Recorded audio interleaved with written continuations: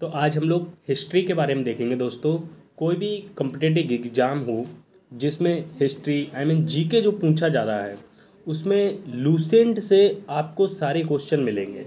Lucent की एक ऐसी बुक है जिससे पढ़कर आदमी छोटे मोटे एग्ज़ाम जैसे Bihar police, UP police, railway, ये सारे एग्ज़ाम क्रैक कर सकता है।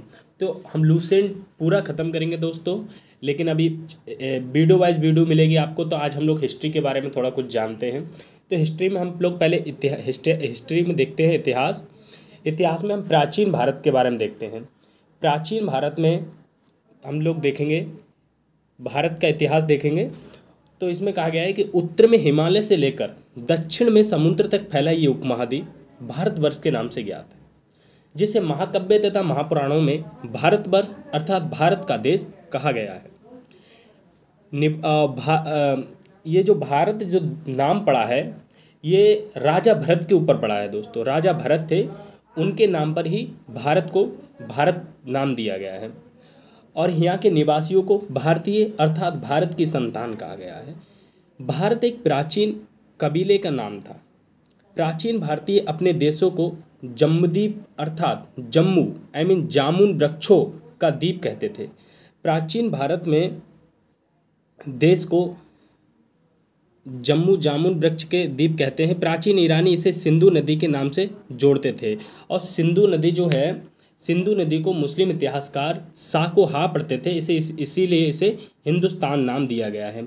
अब हम लोग जो भारत के इतिहास में जब हम लोग प्राचीन भारत के बारे में पढ़ेंगे तो प्राचीन भारतीय इतिहास के स्रोत जो हैं, इसमें प्राचीन भारतीय इतिहास के स्रोत विषय में जानकारी मुख्यतः 4 स्रोतों से मिलती है। वो हमारे स्रोत हैं धर्म ग्रंथ, ऐतिहासिक ग्रंथ, विदेशियों का विवरण और पुरातत्व साक्ष्य।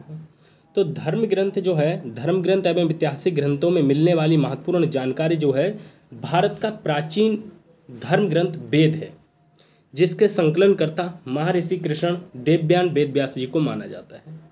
वेद वासुदेव कुटुम्बकम का उपदेश थे। वेद क्या थे? वासुदेव कुटुम्बकम के उपदेश थे, जिन्होंने वो उपदेश दिए थे। वासुदेव कृष्ण देव यानी जो उपदेश दिए थे उसी को वेद कहा गया है। भारतीय परंपरा में वेदों का नित्य तथा अपौरुषेय मानी जाती है। वेद मुख्यतः 4 हैं दोस्तों। वेद कितने हैं? वेद जो हैं 4 वेद हैं, 4, जिसमें ऋग्वेद, यजुर्वेद, सामवेद एवं अथर्ववेद, इन चारों वेदों को इकट्ठा, इन चारों वेदों को संहिता कहा गया है दोस्तों। वेद कितने हैं दोस्तों? तो 4 वेद हैं, ऋग्वेद, यजुर्वेद, सामवेद, अथर्ववेद, और इन चारों वेदों को संहिता कहा गया है। तो दोस्तों अब हम पहले ऋग्वेद के बारे में जानते हैं दोस्तों। ऋग्वेद के बारे में हम लोग जानेंगे। तो ऋग्वेद में हम लोग वेदों में हम लोग पहले ऋग्वेद पढ़ेंगे। तो संरचनाओं के क्रमबद्ध ज्ञान के संग्रह को ऋग्वेद कहा गया है। ऋग्वेद में 10 मंडल, 1028 सूक्त। ऋग्वेद में कितने दोस्तों? तो 10 मंडल हैं और 1028 सूक्त हैं। बाल्यखिल पाठ के 11 सूक्तों सहित है। वैसे 1017 हैं और 11 जब इन्हें जोड़ देते तो 1028 सूक्त हो जाते हैं और 10,462 संरचना है। इस वेद के संरचनाओं के पढ़ने वाले ऋषि को, इस वेद की जो संरचना है उनके पढ़ने वाले ऋषि को हुर्त कहा जाता है। क्या कहा जाता है दोस्तों? उनके पढ़ने वाले ऋषि को हुर्त कहा जाता है। इस वेद में आर्य के राजनीतिक प्रणाली, इतिहास एवं ईश्वर की महिमा के बारे में जानकारी मिलती है। विश्वामित्र द्वारा रचित ऋग्वेद के 3 मंडल में सूर्य देवता सावित्री का उल्लेख है। विश्वामित्र द्वारा ऋग्वेद के 3 मंडल में दोस्तों, कौन से मंडल में? 3 मंडल में दोस्तों सावित्री के समर्पित प्रसिद्ध गायत्री मंत्र है। इसके 9वें मंडल में देवता सोम का उल्लेख है। ऋग्वेद के 3 मंडल में क्या है दोस्तों? गायत्री मंत्र है, जो कहा जाता है ओम भूर्भुवः स्वः, ये वाला गायत्री मंत्र है। और ऋग्वेद के 9वें मंडल में दोस्तों हमारा देवता सोम का उल्लेख है। और ऋग्वेद के 8वें मंडल में हस्तलिखित संरचनाओं को खील कहा जाता है। ऋग्वेद के 8वें मंडल में हस्तलिखित संरचनाओं को खील कहा गया है। और इसके 10वें मंडल में, ऋग्वेद के 10वें मंडल में वर्णित पुरुष सूक्त है, जिसमें 4 वर्ण दिए गए हैं, जिसको पूरे समाज को 4 वर्णों में बांटा गया है, जो ब्राह्मण, क्षत्रिय, वैश्य तथा शूद्र। ये जो है ब्राह्मण जो हैं कहा गया है कि ब्रह्मा के मुख से, क्षत्रिय जो हैं ब्रह्मा जी की भुजाओं से, वैश्य जो हैं ब्रह्मा जी के जांघों से, और शूद्र जो हैं ब्रह्मा जी के पैरों से उत्पन्न हुए हैं, इसीलिए इन्हें शूद्र कहा जाता है। और ये ऋग्वेद के 10वें मंडल में दिया गया है। दोस्तों अब हम लोग अथर्ववेद में, ऋग्वेद में अभी हम लोग देखेंगे और क्या क्या दिया है ऋग्वेद में। तो ऋग्वेद के कई परिच्छेदों में प्रयुक्त अध्ययन शब्द का संबंध गाय से है। ऋग्वेद में 52वां अवतार के 3 पगों के आख्यान का प्राचीनतम स्रोत ऋग्वेद है। ऋग्वेद में ही भगवान विष्णु के जो 52वां अवतार के 3 पगों का आख्यान है वो ऋग्वेद में ही दिया गया है। और ऋग्वेद में इंद्र के लिए 250 तथा अग्नि के लिए 200 से रचना लिखी गई है। ऋग्वेद में इंद्र के लिए 250 तथा अग्नि के लिए 200 से रचनाएं की रचना की गई है। प्राचीन इतिहास जो है हमारा, प्राचीन इतिहास के साधन के रूप में वैदिक साहित्य के ऋग्वेद के बाद शतपथ ब्राह्मण का स्थान है। तो ये हमारा ऋग्वेद है। ऋग्वेद के बाद दोस्तों हम लोग यजुर्वेद के बारे में जानते हैं कि यजुर्वेद क्या है। तो ऋग्वेद के बाद हमारा दूसरा जो वेद है वो है दोस्तों यजुर्वेद। यजुर्वेद है श्वासुर पाठ के लिए मंत्रों तथा बलि के समय अनुपालन के लिए नियमों का संकलन यजुर्वेद कहलाता है। इसके पाठ्यकर्ता को अद्रायु कहते हैं। यजुर्वेद क्या है? पहले हमारा ऋग्वेद है, ऋग्वेद के बाद यजुर्वेद है। यजुर्वेद में शास्त्र पाठ के लिए मंत्रों तथा बलि के समय अनुपालन के लिए नियमों का संकलन यजुर्वेद कहलाता है। इसके पाठ्यकर्ता को अद्रायु कहते हैं। यजुर्वेद में यज्ञों के नियमों एवं विधि विद्वानों का संकलन मिलता है। यजुर्वेद में क्या मिलता है? जो योगों के यज्ञ जब किए जाते हैं तो उसमें क्या नियम होते हैं, क्या विधि होती हैं, उन सब का संकलन यजुर्वेद में मिलता है। और इसमें बलि दान विधि का भी वर्णन किया गया है। जब बलि किसी की चढ़ाई जाती है तो किस विधि से चढ़ाई जाती है, ये सारी चीज़ें हमें यजुर्वेद में देखने को मिलती हैं। ये एक ऐसा वेद है जो गद्य और पद दोनों में होता है। तो दोस्तों हमने ऋग्वेद जाना, यजुर्वेद जाना, अब हम लोग वेद तीसरे की ओर चलते हैं जिसका नाम है दोस्तों सामवेद। सामवेद हमारा जो तीसरा वेद है, इसमें ये एक गाई जा सकने वाली संरचना है। इसमें संगीत के बारे में बताया गया है। साम का शाब्दिक अर्थ होता है गान। इस वेद में मुख्यतः यज्ञों के अवसर पर गाए जाने वाली संरचनाएं मंत्रों का संकलन है। इसके पाठ्यकर्ता को उद्गार्थ कहते हैं। इसका संकलन ऋग्वेद पर आधारित है। इसे भारतीय संगीत का जनक भी कहा जाता है। सामवेद को भारतीय संगीत का जनक कहा जाता है। उसके बाद हम लोगों को सामवेद के बाद दोस्तों हम लोग लास्ट वेद में चलते हैं जिसका नाम है अथर्ववेद। ये सबसे नया वेद है अथर्ववेद। अथर्ववेद जो है हमारा चौथा और सबसे नया वेद है अथर्ववेद। अथर्व ऋषि द्वारा रचित इस वेद में लगभग कुल 731 मंत्र हैं तथा 6000 पद हैं। इसके कुछ मंत्र वैदिक मंत्रों से भी प्राचीनतम है। अथर्ववेद कन्याओं के जन्म की निंदा करता है। दोस्तों ऐतिहासिक दृष्टि से अथर्ववेद का महत्व इस बात में है कि इसमें सामान्य मनुष्य के विचारों तथा अंधविश्वासों का विवरण मिलता है।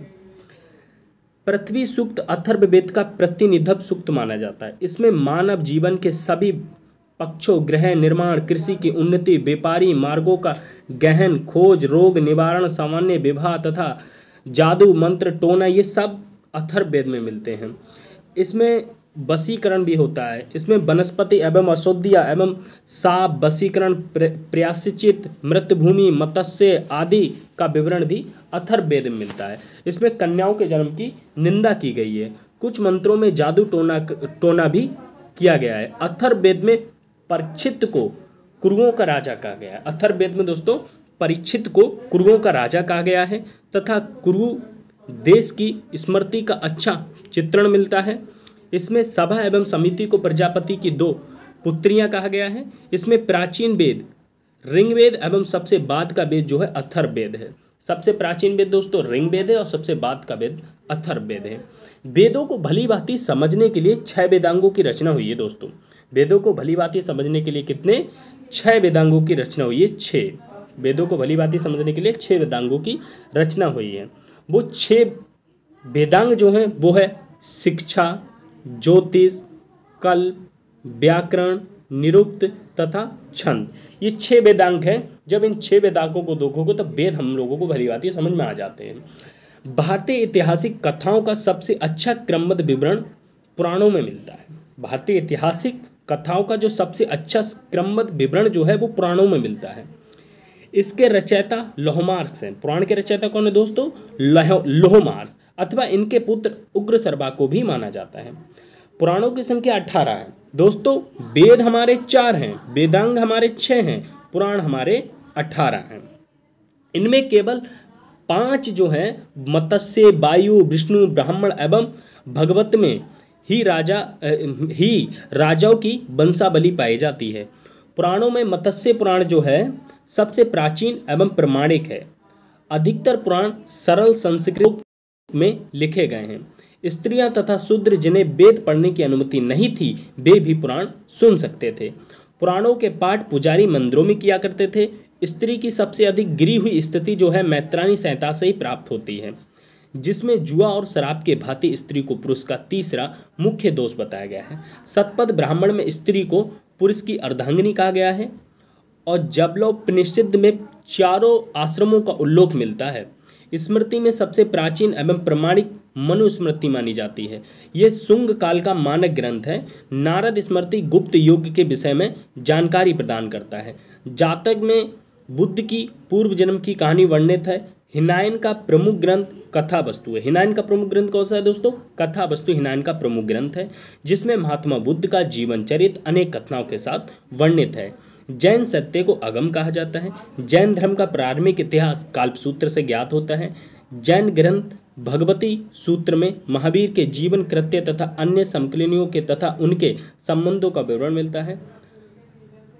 अर्थशास्त्र के जो लेखक हैं दोस्तों वो चाणक्य, कौटिल्य, विष्णुगुप्त हैं। ये 15 अधिकरणों एवं 180 के प्रकरणों में विभाजित है। इसमें मौर्यकालीन इतिहास की जानकारी प्राप्त होती है। अनुवाद शाम शास्त्री। संस्कृत साहित्य में ऐतिहासिक घटनाओं के क्रमबद्ध लिखने का सर्वप्रथम प्रयास कल्हण के द्वारा किया गया है। कल्हण द्वारा रचित पुस्तक राजतरंगिणी है, जिसका संबंध कश्मीर के इतिहास से है। अरबों की इस विजय का वृत्तांत चचनामा जो है वो लेखक अली अहमद ने लिखा है। अष्टदाई जो है ये संस्कृत भाषा व्याकरण की प्रथम पुस्तक है, जिसके लेखक पाणिनि हैं। इससे मौर्य के पहले का इतिहास तथा मौर्य युग राजनीतिक व्यवस्था की जानकारी मिलती है। कात्यायनी की गागरी संहिता एक ज्योतिषी ग्रंथ है, फिर भी इसमें भारत पर होने वाले यौवन आक्रमण का उल्लेख मिलता है। पतंजलि जो थे पुष्यमित्र शुंग के पुरोहित थे। इनके महाभाष्य से शुंगों के इतिहास का पता चलता है। दोस्तों कल हम विदेशी यात्रियों से मिलने वाली प्रमुख जानकारी ये देखेंगे कि विदेशी यात्री में क्या क्या थे। आज हम लोगों ने वेद देखे हैं, वेद के बारे में जाना है। आज हम लोगों ने सारे वेद यानी कि 4 वेद देखे, जिसमें हमारा ऋग्वेद, यजुर्वेद, सामवेद, अथर्ववेद हैं। उसके बाद में हमने थोड़े से वेदांग देखे। वेद हमारे 6 हैं, वेद हमारे 4 हैं, वेदांग हमारे 6 हैं, पुराण हमारे 18 हैं और उपनिषद भी हैं दोस्तों हमारे 108 उपनिषद हैं। अब दोस्तों छोटी सी चीज़ ये समझते हैं, ये दिया गया है कि विष्णु पुराण मौर्य वंश। इसका मतलब है दोस्तों जो विष्णु पुराण है ना ये मौर्य वंश से संबंधित है। मत्स्य पुराण हमारा आंध्र सतवाहन से संबंधित है और वायु पुराण हमारा गुप्त सतवाहन से संबंधित है। ये डायरेक्ट क्वेश्चन पूछा जाता है कि विष्णु पुराण किस वंश से संबंधित है, तो दोस्तों मौर्य वंश से संबंधित है। मत्स्य पुराण सतवाहन वंश से संबंधित है और वायु पुराण गुप्त वंश से संबंधित है। तो दोस्तों आज तक हम लोग वीडियो आज की यहीं तक रखते हैं। कल मिलते हैं हम लोग। हम लोगों का जो टॉपिक होगा वो यूनानी देखने का होगा।